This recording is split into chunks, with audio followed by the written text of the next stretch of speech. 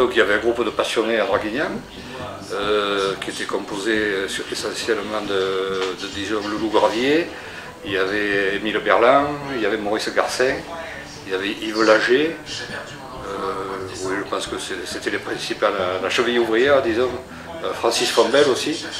C'était un peu la cheville ouvrière qui a voulu redémarrer des activités de sport mécanique sur Draguignan.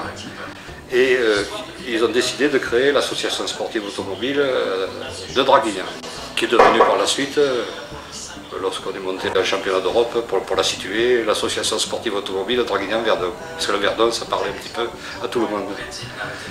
Et donc cette association a de suite créé la course de Côte d'Ampus, qui progressivement est devenue une course nationale, puis internationale, pour enfin devenir une course organisée en championnat d'Europe.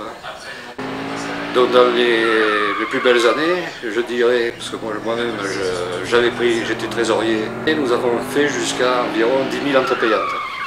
Ouais, étant donné que je pense qu'il y avait pas mal de coulures à travers les bois, et même des gens qui traversaient la rivière au pont de la Clappe, on a eu certainement environ 15 000 à 18 000 spectateurs.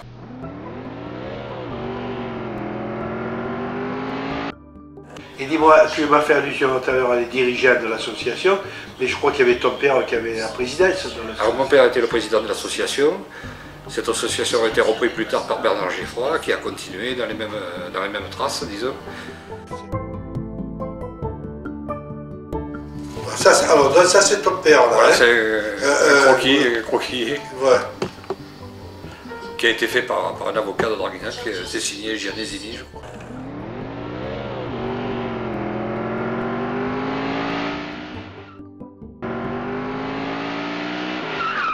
Alors dans les organisateurs, il y avait aussi la famille Gertosio, Raymond et son frère Jean-Marie. Il y avait Gabi Chauvet, qui a beaucoup donné aussi, ainsi que sa femme. Il y avait Robert Samba, qui est décédé maintenant. Je ne sais pas s'il avait la boucherie Chevalier. Il y avait d'autres, il y avait Chabert aussi, qui travaillait au PTT.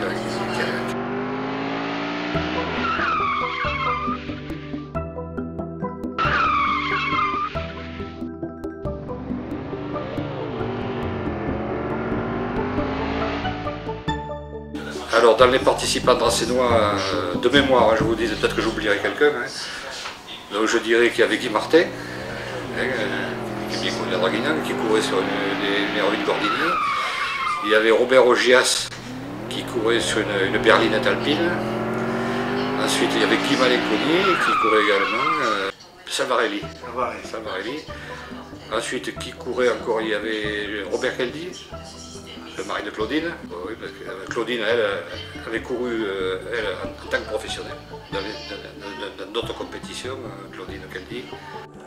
Tout à fait au début, donc, quand l'association est repartie, disons dans les années 64-65, donc l'association a recommencé d'abord par faire des petites manifestations telles que Gymkhana automobile sur les allées d'Azémar.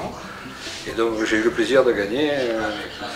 Donc c'était, je crois que c'est le 24 juillet 1965. Ah ouais, j'avais gagné ce petit Gymkhana. Ah, tu avais gagné cette coupe alors? Alors donc, le problème c'est que ça crée un petit peu des critiques parce que mon père était président. C'était le fils du président. Et le chronométrage avait été fait par son ami Loulou Gravier. Oh putain.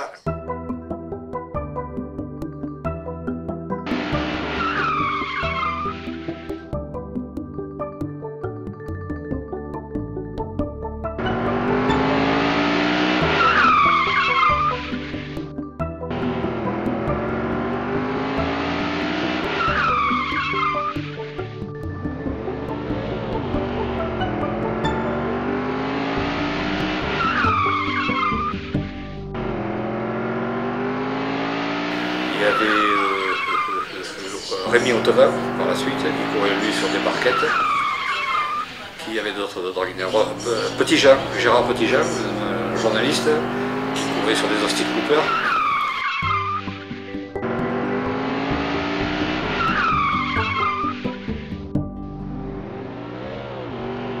Ah oui, j'ai oublié de citer dans les organisateurs Jacques Bernard, Draghi Café.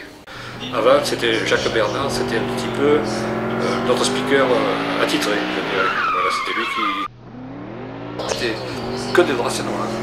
Donc dans les gens que j'ai cités, j'ai oublié de citer Achille Venturini aussi. C'était sonorisé tout le long ou non? C'était sonorisé pratiquement tout le... Peut-être il y a la partie entre le carrefour du Fly-Hosquet, je dirais, jusqu'au...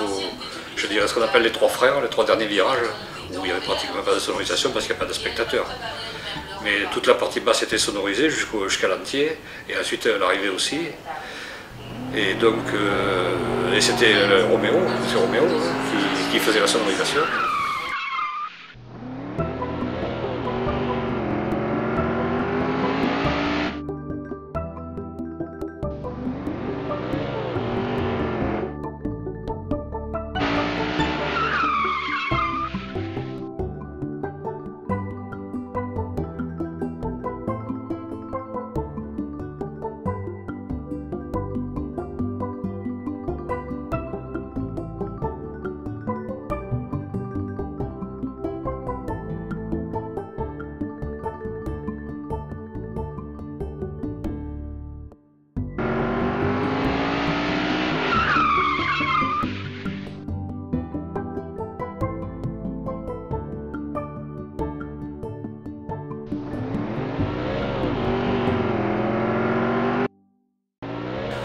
Donc au cours des plus belles années, on a vu des bagarres très importantes entre l'usine Abarth et Ferrari.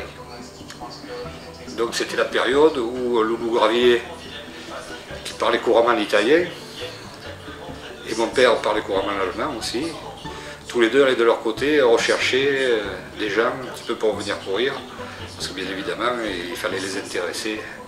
Parce que les grosses entreprises, usines, il fallait quand même faire un petit effort pour qu'ils viennent. Donc chaque année, ils partaient de leur côté négocier. Alors parallèlement à l'association sportive automobile de Draguignan, il y avait une écurie qui travaillait avec nous aussi. C'était ce qu'on appelle qui était créé à Draguignan, c'était le Team Dragon, qui avait été monté par Raymond Robini du Muy et Guy Michel, qui était notaire en Provence. Donc c'est eux qui avaient monté l'écurie. Alors l'écurie s'occupait des pilotes et l'association de l'organisation. À ce moment-là, ceux du Team Dragon, ils avaient dans l'idée de monter également un rallye sur terre. Et donc c'est eux qui ont créé le 1000 pistes par la suite. Qui se déroulait à la 1000 pistes? Donc qui se déroulait sur 4 juin.